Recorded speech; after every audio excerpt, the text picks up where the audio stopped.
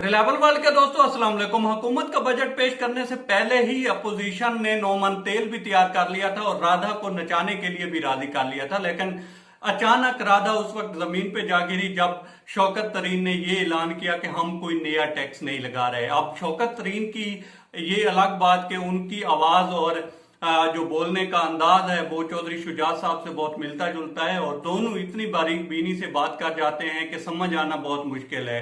सुनने वाला कान लगाता जाता है और वो बोलते जाते हैं, लेकिन उसमें मकसद की बात जो समझ आना है वो बहुत बड़ी बात होती है। उनमें से चंद बातें जो मेरी समझ में आई हैं वो मैं आपके सामने रखने जा रहा हूं। जो इस बजट में किसी हद तक शौकत तरीन साहब के अल्फाज मेरी समझ में आए, जब मुझे अच्छे लगे, मैं वो आपको दोस्तों बताने जा रहा हूं। एक बात तो ये मुझे अच्छी लगी कि उन्होंने कहा जी कि कोई नया टैक्स नहीं लगा रहे।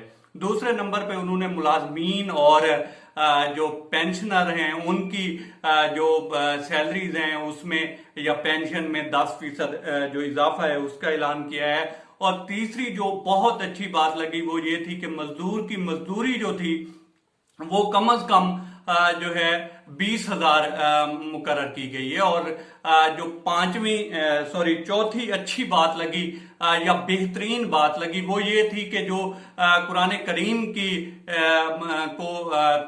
आयात हैं या उनके लिए जो पेपर आता है उसके ऊपर जो इंपोर्ट के ऊपर टैक्स लगा हुआ था वो खत्म कर दिया गया है। तो ये जो है अच्छी बातें थी। और इसमें पांचवी बात जो अच्छी लगी मुझे वो ये थी कि टैक्स नेट को मजीद बढ़ाया जाएगा और जो लोग टैक्स नहीं दे रहे उनको इन चीजों का पाबंद किया जाएगा कि वो आगे टैक्स दे सके। लेकिन एक बात मुझे बहुत बुरी लगी और वो ये थी कि जो 3 मिनट से ज्यादा कॉल या जो इंटरनेट का यूज है उसके ऊपर टैक्स, मुझे ये समझ नहीं आती कि ये जवान नस्ल के साथ क्या करेंगे। वो जो बहुत बड़े बहादुर लोग हैं जो कि बेरोजगार होने के बावजूद भी रात को 11 बजे से सुबह 6 बजे तक किसी से बात करते हैं, किसी होने वाले से बात करते हैं या किसी एक्स से बात करते हैं, तो वो कहां जाएंगे। इस बजट में उनके लिए कुछ नहीं था, बल्कि उनके ऊपर तो यूं समझे कि टैक्स ही लग गया है। खैर, किसी भी नामुमकिन बात को मुमकिन बनाना ही पाकिस्तानी कहलाता है और ये वो बहादुर लोग हैं किसी भी चीज का जुगाड़ लगा लेते हैं। मुझे पूरी उम्मीद है कि वो इस चीज का भी कोई ना कोई जुगाड़ या कोई ना कोई हल सोच ही लेंगे। ओवरऑल देखें तो बजट के बारे में जो कह रहे हैं, क्योंकि मैं तो बड़ा इकोनॉमिस्ट नहीं हूं और इस चीज के बारे में कोई ज्यादा दिलचस्पी मैं यूं कह लें या ज्यादा नॉलेज नहीं रखता। मैं अगर कुछ बात करता हूं तो वो इंटरनेशनल मामलात हैं या पॉलिटिक्स है इसके ऊपर या थोड़ी बहुत हिस्ट्री है उसके ऊपर थोड़ी बहुत नजर होती है मेरी। तो जो कहा जा रहा है या इकोनॉमिस्ट कह रहे हैं वो ये कह रहे हैं कि किसी हद तक इस मौजूदा जो सूरत हाल है उसमें बेहतरीन नहीं तो बेहतर बजट था। और ये जो भी चीजें की गई हैं इसमें वो काफी फहम और फिरासत से की गई हैं।